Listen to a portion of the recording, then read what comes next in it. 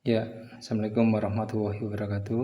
Langsung saja teman-teman, hari ini kita akan mempraktekkan pemilihan kail yang tidak terlalu besar dan tidak terlalu kecil untuk kecepatan makan ikan kakap baramudi dan potensi hook pada saat kita strike kakap putih atau baramudi. Di sini ada contoh hasil tangkapan saya hari ini. Alhamdulillah kurang lebih 1 kiloan, mungkin lebih ya, sedikit satu-satu. Dan ini saya akan praktekkan beserta kailnya. Ini langsung saya buatkan tadi pulang mancing. Sengaja saya ingin bikin review kail yang cocok untuk mancing ikan kakap baramudi. Ini ada nomor 6, 7, 8, dan 9. Di sini kail yang biasa saya gunakan dan kail umum yang biasa para angler gunakan. Bahkan ada yang 10, 11, 12 itu tetap dimakan teman-teman.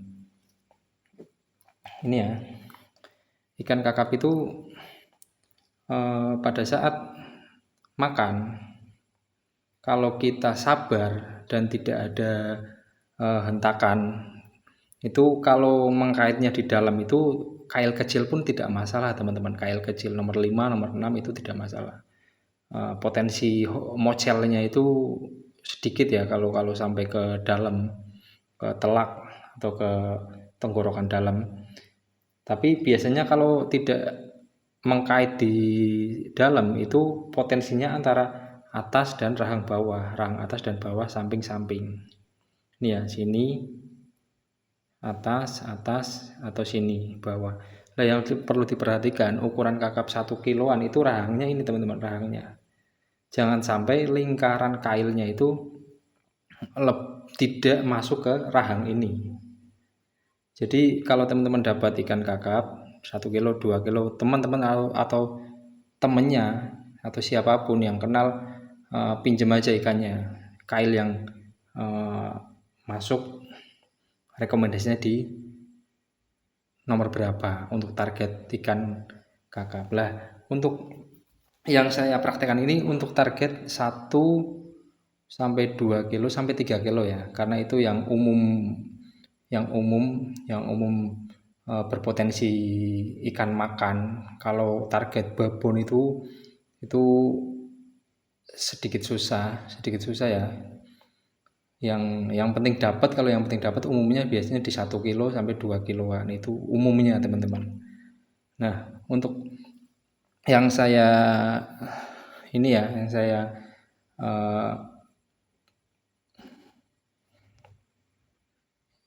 fokuskan itu kail yang untuk 1 kilo sampai 2 kilo atau lebih, di bawah 3 kilo.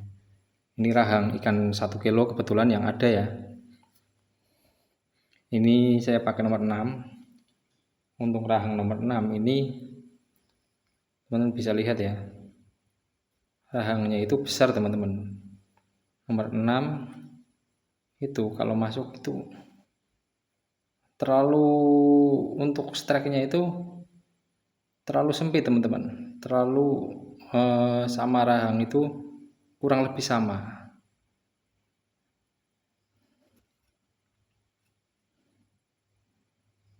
Kalau menurut saya nomor 6 itu terlalu kecil, walaupun kalau atas itu ya masih potensi, cuma karena dia antara mata kail dan batangnya itu terlalu sempit, akhirnya potensi hooknya itu tipis teman-teman.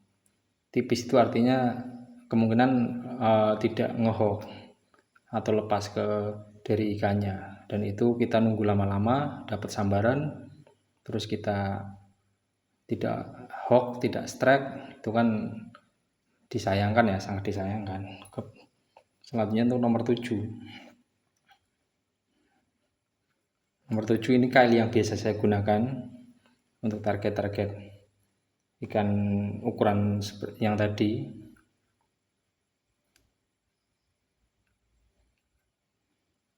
Ini teman-teman, untuk rahangnya itu di ukuran 1 kilo itu masih hampir masuk teman-teman, masih banyak ya. Jadi kalaupun kita strike batangnya jauh dari rahang, ini ujung kailnya itu masih mengena, walaupun ini jauh dari rahang tapi ini masih mengena, karena rahang yang paling besar itu yang bawah. Kalau atas itu ya masih lebih gampang daripada yang di bawah, karena di atas itu lebih kecil rahangnya, apalagi yang samping-samping. Nomor 7. Nomor 8 itu lebih itu lagi teman-teman, lebih lebar lagi. Dia lebih lebar lagi, dan yang nomor 9 tentunya lebih lebar lagi. Lah, kenapa saya merekomendasikan nomor 7? Karena pada saat kita mancing ikan kakap itu yang mempengaruhi cepatnya strike itu kelincahan udang atau keagresifan udang pada saat di mata kail.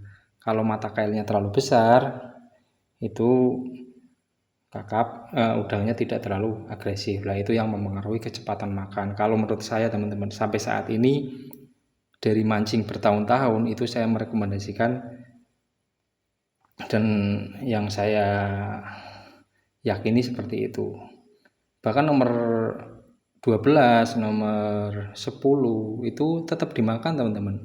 Hanya saja kalau pendapat saya kecepatan makannya itu bagusnya di nomor 7. Udangnya lebih agresif dan potensi nyangkutnya itu semakin kecil, itu potensi nyangkutnya semakin kecil juga teman-teman. Jadi kayak nomor 7 sama nomor 8 itu potensi nyangkutnya tetap besaran yang nomor 8, karena lingkarannya ini tadi, lingkaran ini dan ini itu kan ada jaraknya. Semakin lebar itu kan potensi gampang nyangkut, semakin kecil semakin bagus. Hanya saja kalau terlalu kecil juga kita resiko ketika dapat sambaran tidak ada potensi hook. Sebenarnya kecil juga bagus teman-teman, yang penting kuat dan tadi harus lebih sabar biar masuk ke dalam mulut yang jauh. Tapi kalau lepas dari mulut yang jauh tadi sampai ke sini, itu kan harapannya di atas, di bawah, samping-samping umumnya. Walaupun kita nggak tahu ya, bisa di mana saja. Di sini bisa, di sini nggak tahu, cuma umumnya Mas ya, umumnya. Lah itu terlalu kecil berisiko tidak mendapatkan hook yang tepat atau tidak kuat hooknya. Seperti itu teman-teman. Semoga apa yang saya paparkan semoga dapat dipahami dan dapat bermanfaat. Sekian video dari saya. Kalau ada yang perlu ditanyakan, kita diskusi bareng. Saya juga masih belajar, saya juga masih banyak kekurangan. Saya hanya berbagi, barangkali teman-teman ada yang mencari informasi mengenai pemilihan kail. Sekian video dari saya. Wassalamualaikum warahmatullahi wabarakatuh.